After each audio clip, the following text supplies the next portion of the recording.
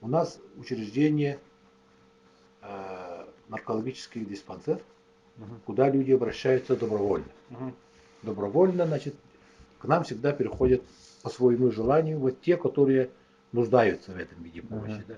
А те, которые не нуждаются там, они не ходят, да, мы не знаем, сколько их. Так, а свидетельствование у вас тут раньше проводили? Да, свидетельство нет. Но мы вот как раз свидетельство заходили. всегда проводится у нас. Тут у вас проводится, да? У нас тут проводится, там в базовом переулке проводится.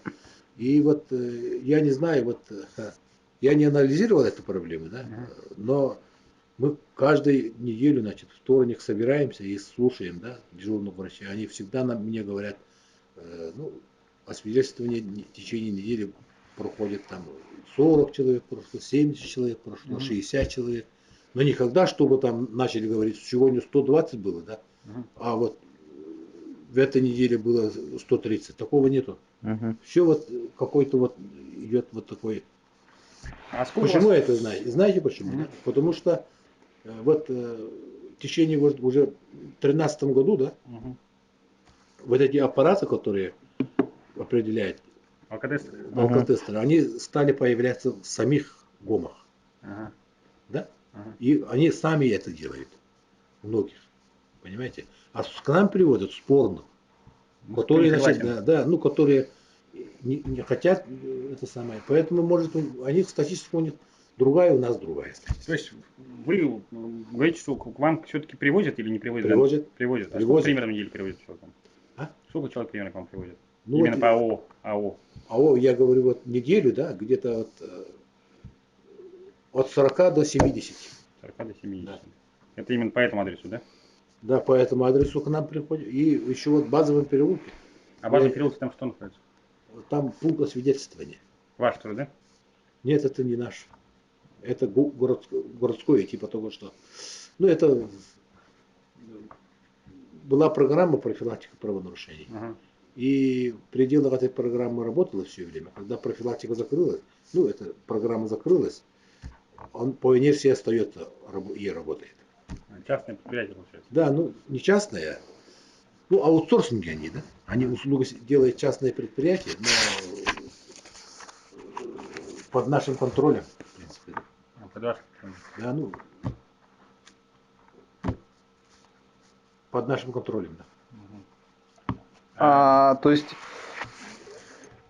значит, спорное свидетельствовать там, а простое свидетельствование здесь, да?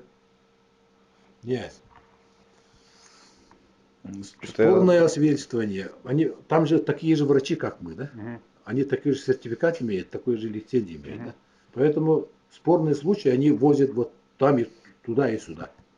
Спорные случаи. Сложные случаи. А легкие случаи, когда человек согласен, что выпил, да? Просто вот пойдут, они у себя делают ГОМа. Понимаете, да? А это по большинству там проходит. Ну, вот, например, Кескил, да? Кескил у вас как работает? Его кто финансирует? Он сами по себе финансирует. Это же ООО. Так они его на бесплатной основе вроде освидетельствовали. Да, ну, они вот освидетельствование, вот пункт освидетельствования, они выиграли конкурс, да? Есть деньги, которые предусмотрены на эти цели, и они выиграли конкурс. Вот по такой же схеме надо сделать и пункт пункт временного содержания. Да? А конкурс кто проводит? Конкурс проводит Минздрав. Минздрав, да. Раньше не было таких структур, да?